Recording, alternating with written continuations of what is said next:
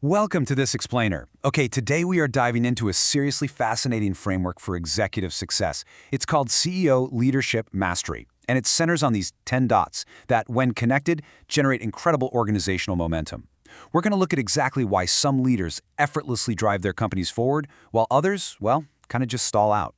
So what is it? What is that single, almost elusive force that enables faster execution and massive growth? The truth is, the answer isn't a single, isolated skill. It's not just about having a genius marketing mind or being a financial wizard. It is a powerful, interconnected system. The absolute best CEOs out there, they don't just manage companies. They actively orchestrate this specific, dynamic force. Okay, let's dive into this roadmap. We've grouped these 10 crucial dots into thematic phases that build upon each other. We'll start with the organizational momentum mandate, then move into building the people foundation, cultivating purpose and culture, powering the execution engine, navigating the first 90 days, and finally, connecting the momentum flywheel. Starting off with Section 1, the organizational momentum mandate, setting the stakes. Before we get into the weeds, we got to understand the ultimate prize here, right? Organizational momentum. It's literally the force that enables an organization to execute faster, adapt better, inspire its people, and sustain long-term growth. This is everything. Exceptional CEOs make it their primary mission to generate this exact momentum. But to pull that off, a massive shift in mindset has to occur way before they ever sit in the big chair. And that brings us to dot number 1, preparation. Consider the stark contrast between a functional manager who optimizes just a single department and an enterprise leader who optimizes the entire system. Making that transition to CEO, it has to begin years in advance. You need to develop strategic thinking, financial intelligence, and serious emotional maturity. Unprepared CEOs usually waste their whole first year just trying to learn the ropes. But prepared enterprise leaders, they spend that first year completely transforming the company. Moving on to Section 2, building the people foundation. This covers dots 2 and 6. Here is a hard truth for you. Great CEOs never, ever lead alone. Dot number 2 is all about creating your inner circle.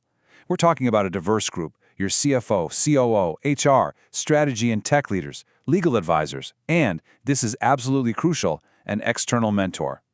This specific group creates this amazing collective intelligence. It challenges your assumptions, protects you against blind spots, and really accelerates every decision you make. Which flows perfectly into dot number 6. Honestly, organizations move at the speed of relationships.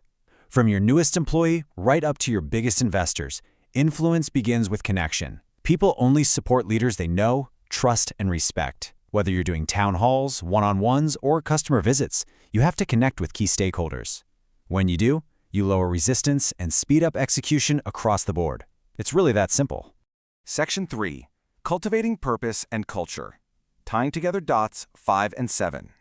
And this brilliantly illustrates dot number 5. Strategy without culture fails. Period. Culture is essentially how people behave when nobody is watching, right? It dictates your execution, your innovation, and your accountability.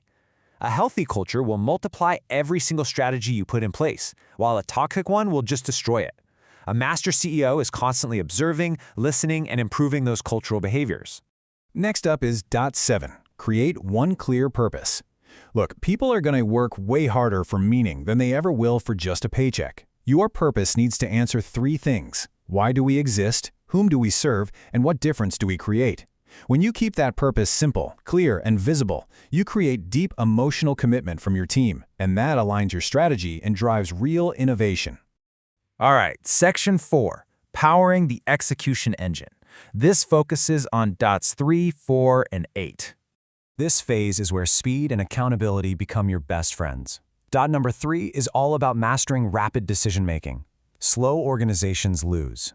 Here's the CEO decision formula. Gather your facts and understand the risks, consult the experts, decide, execute, and review. Every delayed decision is just lost opportunity and more confusion. Balancing speed with accuracy is a massive, massive competitive advantage. So, the crucial point for dot 4 is this fascinating dynamic. Carry the weight, but share the wins. One of the defining marks of a truly respected CEO is accountability. When things go wrong, you own it. When success hits, you give all the credit to the team. By absorbing that pressure instead of just transferring it downward, you build immense psychological safety, trust, and fierce loyalty.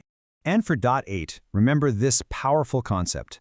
Start with small wins. Momentum grows through visible progress. Early on in your tenure, you've got to choose projects that are visible, important, achievable, and fast. Securing those quick wins early proves you know what you're doing. It lowers resistance and it gets everyone into a really solid, positive execution rhythm. Section 5. The first 90 days. Covering dots 9 and 10. Now, what's really interesting about this critical time frame is how it maps out dot 9. Your first 90 days are make or break for your credibility. Days 1 to 30, understand, observe, and diagnose. Days 31 to 60, design, prioritize, and align. And finally, days 61 to 90, execute and measure results. Following this strict structure reduces uncertainty and rapidly builds absolute confidence with your board and investors. Dot 10 is the ultimate balancing act. You have to celebrate wins because that creates motivation, but you absolutely must embrace failures because that creates learning. High-performing organizations are continuous learning machines. If you ignore either side of this equation, you are going to severely cap your organization's long-term resilience and growth. Finally, Section 6, Connecting the Momentum Flywheel, the Psychotech Model. Okay, let's bring it all together. This is the climax of our explainer. Here is how these 10 distinct dots synthesize into one integrated, unstoppable engine. Under the Psychotech model, organizational momentum explodes when 5 specific dimensions operate in perfect harmony. You need cognitive momentum for rapid decisions, emotional momentum for trust, behavioral momentum for visible progress, cultural momentum for a purpose-driven environment, and strategic momentum for clear alignment. If even one of these is missing, the whole system weakens. Let's move on and see how this builds into a final self-reinforcing cycle. When those dimensions align, your organization just flows naturally. From purpose to trust and alignment to decisive action to quick wins, which sparks innovation and ultimately leads to sustainable growth. Exceptional CEOs, they don't just practice isolated skills, they orchestrate this entire beautiful system to build enduring competitive advantage. So, I'm going to leave you with this final provocative thought. Are you just managing your team, or are you connecting the dots to create momentum? Leadership isn't just about avoiding failure, right? It's about engineering an integrated system where every single decision shapes your long-term value. Think about the 10 dots we covered today. Take a hard look at your own leadership approach and ask yourself where you need to start building your momentum. Thanks so much for joining me for this explainer, and keep learning.